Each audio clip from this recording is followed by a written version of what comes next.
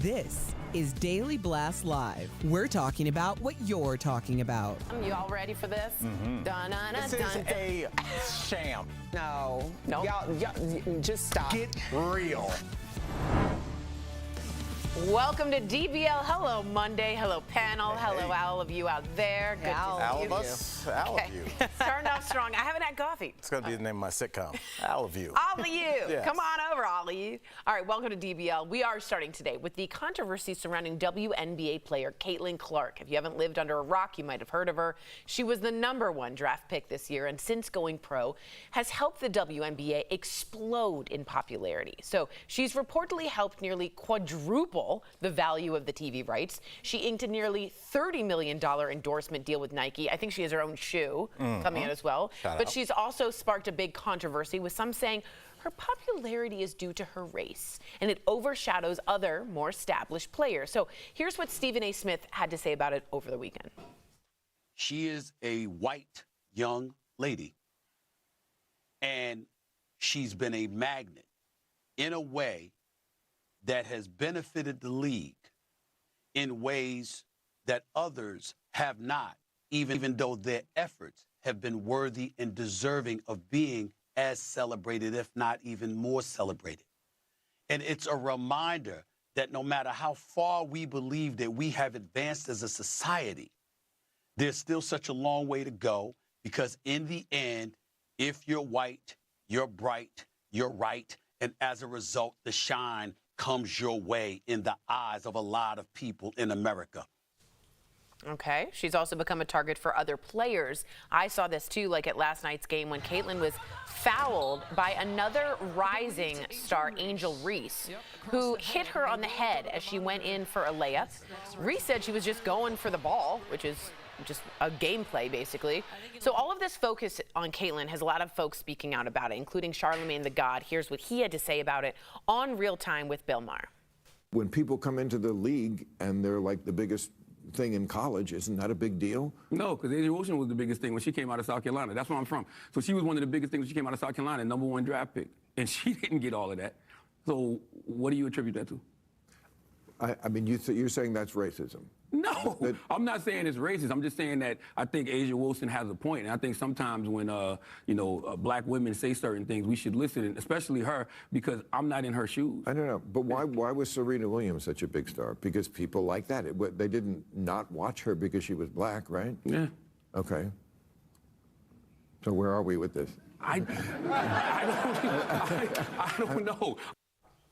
Okay, so, just letting you know, WNBA had its most watched opening month ever, 1.32 million viewers. Sales are up 236%, merch.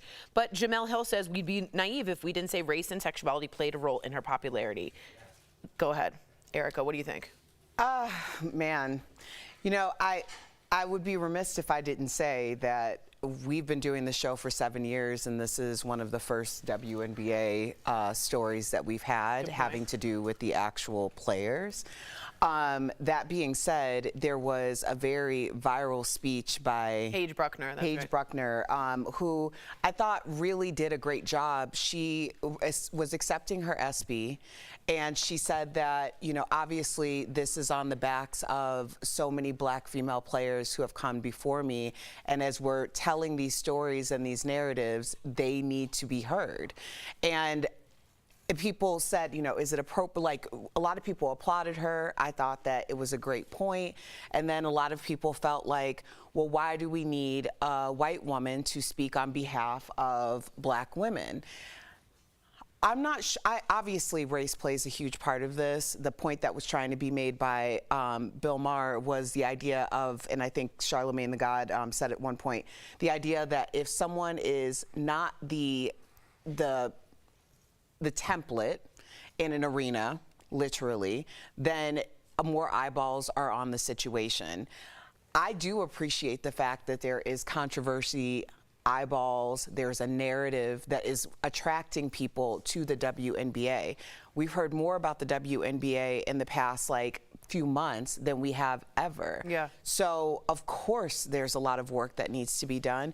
of course we need to be telling the stories of the people who actually built the league, which was our black women. But I'm appreciating having the conversation at all. Yeah, that we're just talking about it. You're nodding your head. What do you think? Yeah, whatever you want to look at, it's good for the WNBA, right? And that foul that people, if you're not following the WNBA, that foul by Angel Reese, they have a history. They go back. Yeah, it goes she back did to the college. ring thing. And that's part of the popularity. People love a rivalry. Sure. Now, do you want to attribute it to racism? I'm sure there's inherent biases that we all have, maybe, that we don't know about. But racism might not be the good word because it's so taboo. But I do like what Charlemagne said on Bill Maher. He said it causes a spectacle. Anyone outside their race that moves into a position like we have here, Caitlin Clark, right, like Tiger Woods, like Obama, anyone out, it causes some sort of spectacle. And that's what he was saying. I'm taking his words. But I thought that was a great point. But you have to look, there is some biases that play into it. But either way, it's great for the WNBA. I agree with you, but I do think we should acknowledge, Al, the New York Times opinion piece says, success is heightened by the fact that she's a white woman who has dominated a sport that's viewed as predominantly black, a straight woman joining a league with a sizable LGBTQ plus player population. Is it all good, no matter what? I think that's an article from somebody from the New York Times that's never watched a WNBA game, just to watch it like I did yesterday. I just love hoops. I love the game. You know, and for all the comparisons we're getting with Serena and Tiger, you know, my first thought was Jeremy Lin, an Asian American who took over New York City for the course of a season. The jerseys went crazy, remember that? Absolutely they did. And is race and sexuality a factor in this? Absolutely, but there's two things for us to talk about anything.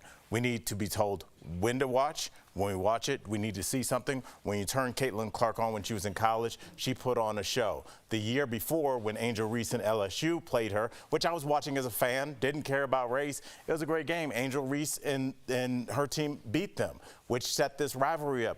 Ali needed Frazier. Right. Larry Bird needed Magic Johnson. And was there a race issue? There was even really a race issue in the Ali Frazier, two black men. Ali was considered Hollywood, and Joe Frazier, the son of a sharecropper, which is basically 2 steps removed from slavery, you know, was seen as the working man, and there was angst between them. They had a lifelong blood feud. So yes, there needs to be a reason to watch. There needs to be genuine feelings there, and we have all of that. Yeah. So the fact that we're watching, all the people watching aren't New York Times reporters. You know what? There's a lot of little girls watching. There's a lot of little boys watching that aren't going to remember any of this, except that they've been watching the WNBA since they were 10 and now they're 41. Yeah. So I look at this as a win. We old people we're pretty limited in what we can argue about. It's either race or sexuality. Right. So we'll have that because you don't really care about basketball. But the people that do, will watch it and be lifelong fans, so I consider it a win. That's great. And just so you guys know, Caitlin Clark is the NCAA shooting champion.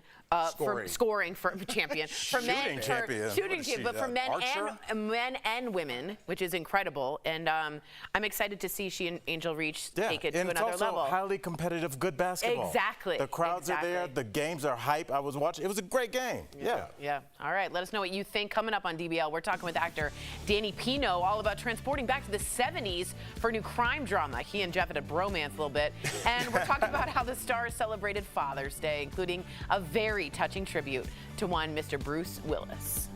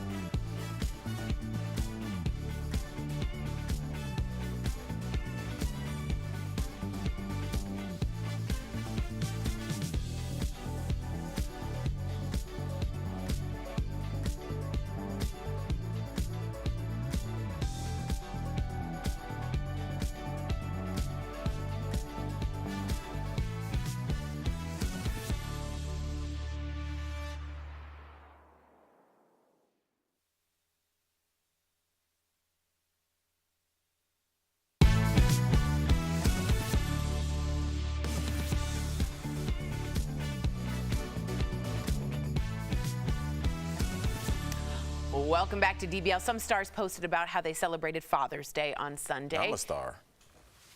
J-Lo sent a sweet message to her husband, Ben. She posted this throwback photo of him, calling him, quote, our hero. All right. Okay. That's how we all feel in the I'm studio. Team Benifer over here. I am not. Jeff, that picture, That's you would so fight me. annoying. If Jordan posted a picture of you like that, you wouldn't. What are you going to the Air In Force? any other context, I love it. That I know. She's jamming it in. Yeah, I love it. That's I'm annoying here as for it. heck. Rihanna's partner and father of her 2 boys, who is so sweet with the kids, A$AP Rocky, posted a video on Instagram as part of a campaign for the fashion brand Bottega Veneta and praised all the proud dads out there. Oh, he's so cute. I can't believe what an attractive family they are. They're so hot. Like, it's hard to not look at them. They're you know? just stunning. Yeah, they're just gorgeous. they are just like beautiful They have human. attractive Beautiful. offspring. No. I was talking about the entire family. I know, A$AP, yeah. they're just a very attractive people. It's true. Thank you for adding that. Emma Hemming Willis and Demi Moore shared these photos of Bruce Willis with his 5 daughters and his granddaughter. They called Bruce, who we know is battling dementia, their favorite girl dad. Oh, I love girl dads. Jada Pinkett Smith praised Will for being a devoted girl-boy dad. That's funny. Kris Jenner posted this collage of all of her kids and, all of the dads in her life, including her ex Caitlyn Jenner and Kim's ex Kanye West was included. Maybe just do a couple pages. Agreed. Guy Fieri reflected on his first Father's Day without his dad, who passed away earlier this year at the age of 81. Our love goes out to those who are dealing with that this year. And Mark Zuckerberg celebrated his dad, Ed Zuckerberg. That's not. Is that Mark Zuckerberg? No. Okay. Yeah. Yes. Oh, yeah. I'm thinking Mark Wahlberg. What do you like, think he we looks just- so different. Oh, my God. Had 2 random guys I'm so on there. sorry. Taking the whole family We couldn't aboard. clear the picture, so we got these guys. Mike and Danny. A $300 million super yacht in Mallorca. Yes. Wow. Do we give enough examples that yesterday was Father's Day? We So got it. tell me more about Father's Day. How did you celebrate, Dad? How this star celebrated Father's Day? How did you? Big star. Did you go to over a $300 million Super Bowl? there. Yeah, and I got matching T-shirts with my dad. But yeah, love you, Dad. I talked to him yesterday, which is great, my brother and stuff. And but no, I spent my day. We went fishing with the kids. They did fantastic. It was great. There we are. So, they did great. So that's how I really want to spend Father's Day. Then we went up to the mountains in Morrison, where Red Rocks is, and had a nice, lovely dinner. And then I might have indulged in some other things when I got home. Was whiskey or tequila on that? Yeah, perhaps. Yes, I think I got it. Well, tequila over here. What about you, Miss Erica Kopp? How do you celebrate Roosevelt? Well, I made a post. My dad is, he is in the Midwest. So I didn't see him, but of course I talked to him, and it's so crazy. Like, it's crazy to think that all y'all of a certain age in here have these digital photos. I know. I have to snap these pictures. I know. Of the pictures. I know. But I had a lot. So, yeah, I talked to my dad. He was out cruising in his Corvette with the roof down. Oh, my God. Yes. Yes. I still think it's hilarious that my dad You guys are hating. I'm so happy for Roosevelt. Yeah, that's a Prince song. I'm happy for him, too. No, Red Corvette. Erica's always like, we make fun of him for having a Corvette. I'm like, it's always called a midlife crisis, but that's when you can buy it at 55. I'm sorry, I didn't have Corvette money when I was 19. I would have bought it then. So shout out to Roosevelt. That's right. What'd you do, Tori? Well, wait, please. What about you? Oh, well, I mean, I had to just FaceTime my kids, but I shared your dad for the baseball game. Your lady. My father's passed away, so yes. Yes. So you stepped in. I appreciate it. We did, and Sar helped us. Lenda Jerry, and we went to a baseball game together at the Rockies, and we won by like 15-4. It was a great game. We saw someone steal home base. Yeah, it was a. We saw someone balk. I don't know. Sound like you have no idea what. No, you're that's saying. what they She did. really saw it, but you do sound like people that said they saw UFO. No, like they you're just they saying stole random home things. base. And Yeah, we saw somebody steal home, which I've I'm not never joking. seen live. Yeah, and then this is a little bit of me and Jerry before, and then Jerry was here to visit me. He hadn't been in 10 years. Of course, my mom passed away, so he had the time and the space to come, and I got to show him all of Denver. I was really happy to see you. It was really happy. He was really, really proud, and he loved all of you. He's a great man. I'm not Isn't sure he? where you came from. I know. And I asked No, him that, we had a and he lovely goes, dinner, yeah. Yeah, and he goes, it must be Judy. Yeah. It must be Judy. All right, we'll be right back.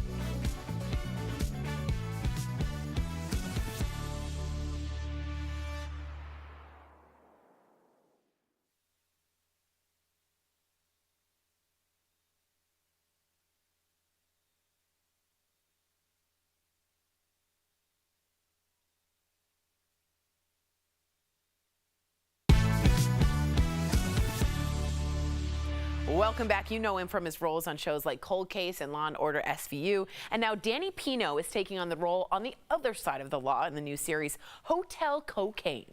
Earlier, we spoke to him all about it. Check it out. Please welcome with a cute shirt on, Danny Pino! Thank you for having me. Hello. Hello. Yes, I second the cute shirt look. But let's jump right in, Danny. Hotel Cocaine is all about the 1970s drug scene in Miami at the Mutiny Hotel. But you didn't actually film the show in Florida at all. Why not? We actually shot in the Dominican Republic, and by the way, great pocket square. Oh my God, get a room. Reciprocation. Yeah, no, it's Mutual Admiration Society. You know, we've got to keep that going. I love it. You know, we shot in the Dominican Republic. A lot of the reason for that is economic, in terms of there being, you know, tax situations and matching funds so that it makes the show, you know, more affordable and easier to produce. But then I think there's also an aesthetic quality to it. Miami is an incredibly cosmopolitan, modern city, you know, in 2024. Back in 1978, it was a city in the middle of a transformation, of a metamorphosis, as it were, from a sort of retirement vacation spot to the city it is today. And so the Dominican Republic, although Santo Domingo has those elements where there are places that are incredibly modern and cosmopolitan. We shot in a place called Juan Dolio, which is about 45 minutes to an hour outside of the capital. And there were multiple times when myself and Yul Vasquez, both Miamians, you know, I was born and raised in Miami. He was born in Cuba, but raised in Miami. We would stand on a street corner or at the shore of a beach where we're about to shoot a scene, and we'd say something like, "This reminds me of Little Havana," or "This reminds me of, you know, Virginia Key or Key Biscayne." The show does such an incredible job at the intricate details of the sets to make you really feel like you're in the 70s when you're watching it. Now, did you ever feel like you had just literally traveled back in time while you were filming? That's where you got the shirt. Yeah, he's still there. That's where I got the shirt. That's where I got the chain. That's even where I got this fake chest hair. The reality is, you know, when you step into Adela Cortázar's polyester shirt, or her platform shoes that she's meticulously coming up with, the wardrobe design, or you step into Raimundo Cabrera's sets, whether it's the Mutiny Club or whether it's a hotel room at the Mutiny, or whether it's my own character's personal home, you feel like you are in the 70s. You are of that time. And then when you add a soundtrack, right, with the incredible disco, soul, or salsa music that was just beginning to really pop, and that I think separates it from the Studio 54. This is the Studio 54 of the Caribbean. You play Roman Comte in the show, who actually existed and was the manager of the Mutiny. His son is actually the co-executive producer of the series, and I gotta know, what were the challenges of telling a real person story, especially when you're working with their family? It began with having very deep conversations with Maurice about his father and his legacy, and not only as the the general manager of the Mutiny, but also as a dad, which is really what our story is about. It's a story about family. It's a story about sacrifice. It's a story about being, you know, separated from a brother, and then being thrust back into the orbit of a brother who is, you know, the biggest marimbero, cocaine cowboy in Miami. And then being put back into that orbit by Michael Chiklis, who plays a DEA agent, Zulio, who inadvertently begins to unlock who Roman really is. Danny, thank you so much for joining us today. Congratulations. DBL Nation, you can watch Hotel Cocaine on MGM+. The first episode is out now. Thank you again, Danny. We'll be right back. Thank you for having me.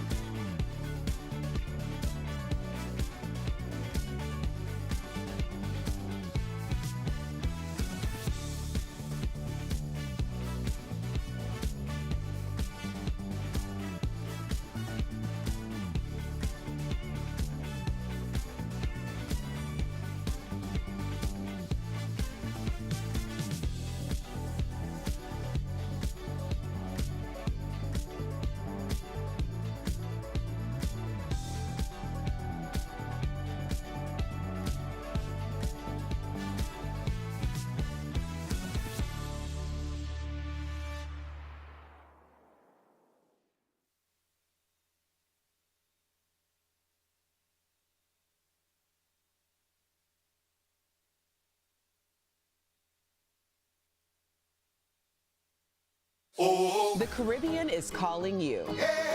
This June, we're celebrating Caribbean Heritage Month with Sandals by giving away 2 all-inclusive vacations to any Sandals resort of your choice. Watch DBL every day for a word of the day. Then enter at dailyglasslive.com/sandals for your chance to win a 4-day, 3-night escape for 2. The winner will be announced on DBL June 26. Make memories for a lifetime and start entering for your chance to win a trip to any Sandals resort. Today's word of the day is cabana. I want to be under a cabana. All right, before we go, we got a terrifying viral video. Check this out. More than 24 people got trapped on an amusement park ride in Portland. The ride stopped and it got stuck with everyone suspended upside down at the very top of it. They had to wait for 30 minutes before firefighters arrived to rescue them. One person was transported to the hospital as a precaution. Thankfully, everyone was okay. One person on the ride said, quote, "I don't think I've ever appreciated my life more." Oh my gosh. I think the worst would just be even the firefighters. Like, whatever they have to do to rescue you is still going to be terrifying. Yeah, coming back I thought they down. fixed the ride. They didn't. No. What a fun amusement park ride. Enjoy. We'll see you Enjoy your tomorrow. summer. Bye.